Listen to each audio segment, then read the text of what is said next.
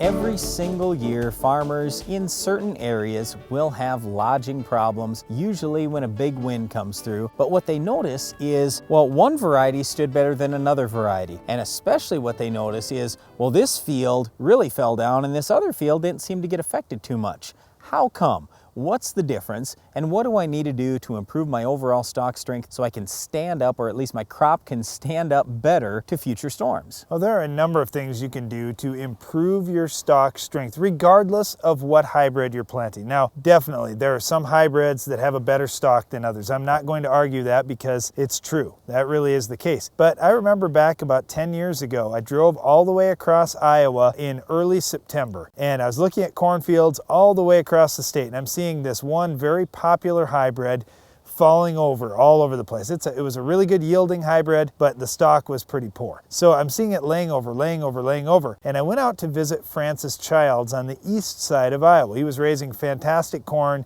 setting world record yields, this kind of thing. I really wanted to find out what was going on. One thing that I noticed is he had the same hybrid that so many farmers across Iowa had planted, and it fell over. But on Francis's farm, the stalks were like tree trunks. And I said, what's going on here, Francis? This can't be that variety. That one falls over. And he said, no, Darren, you're wrong. He goes, it's not the hybrid's fault. One of the big problems with this hybrid, it needs a lot of nutrients, and most guys aren't putting enough nutrition or plant food or fertilizer out to feed it. Well, we found the same problem on our own farm back 10 to 15 years ago. We first started experimenting with high plant populations. And every seed company now will tell you, if you want more corn yield, you've got to plant a higher population. Well, that's nice, but the problem is you've got to have the fertility to support all those plants. Because keep in mind, what's going to happen when you plant more population, what does the plant automatically do? In other words, if I plant 20,000 versus if I plant 40,000 in the same row spacing, everything's the same, soil type's the same, what's going to happen with the plant? The plant's going to grow taller when I'm planting 40,000 plants as opposed to 20,000 because there's more competition for light. So those plants are going to grow up. So that means then that you've got the same number of nutrients that are supposed to go into a taller stalk now, and there are twice as many plants. It's just not going to work. The biggest nutrient problem that there is typically is lack of potassium. Potassium is the number one key if you want great stalk strength. Have lots of potassium out there, but too many people fall into the trap of realizing that, oh, there's a bunch of potassium in the soil. Well, the problem is that potassium in the soil is in the form of a rock. How quickly does rock break down? Not very fast. So what we do in our operation is we're putting a whole bunch of potassium out in the fall, and then we're supplementing in the spring in furrow with additional potassium. We've got to make sure we have ample potassium for any crop if you want good standability. Well, it's important that you have available potassium and other available nutrients as well. The other thing with potassium, of course, is where you're going to place it because it doesn't move very much in the soil profile. So you have to put it where those roots are going to be growing. And you were focused on the above ground part of the plant, Brian. I want to focus on the below ground part of the plant because we're all looking at, hey, this stalk wasn't very good.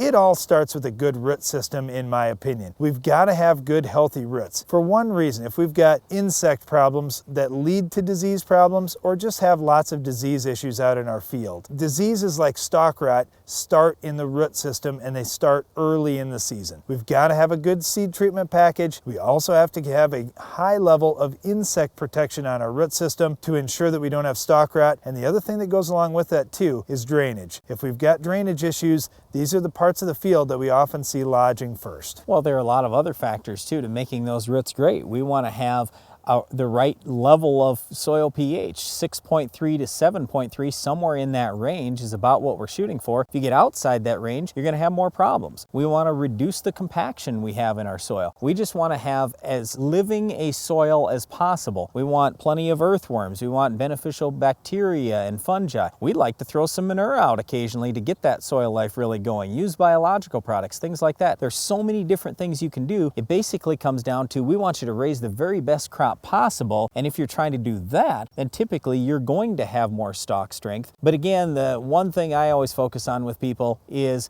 potassium. We find that to be the number one yield limiting factor on most farms across the country. One other thing I think about when I'm trying to get good stalks, you talked about planting population a little bit already, and that is very important, but also that plant spacing in terms of the row spacing. If we're talking about 38-inch rows, for example, and you wanted to go to 40,000 population, you're going to have a plant just right on top of the next plant. But if you were in a 15-inch row, you'd have some good spacing in between those plants. And I think it's not just a matter of the spacing within that row, but it's a spacing between the rows too. And yes, you've got to have the fertility right, and you've got to feed those plants if you're going to higher populations. But by going to narrower rows, if you're going to boost that population up, that's another good thing, that you'll give those plants a little bit more space to work in. Yeah, so in other words, if you're just on the borderline of what you need for fertility, then having the narrower rows is going to mean slightly shorter plants, and maybe that makes the difference for you.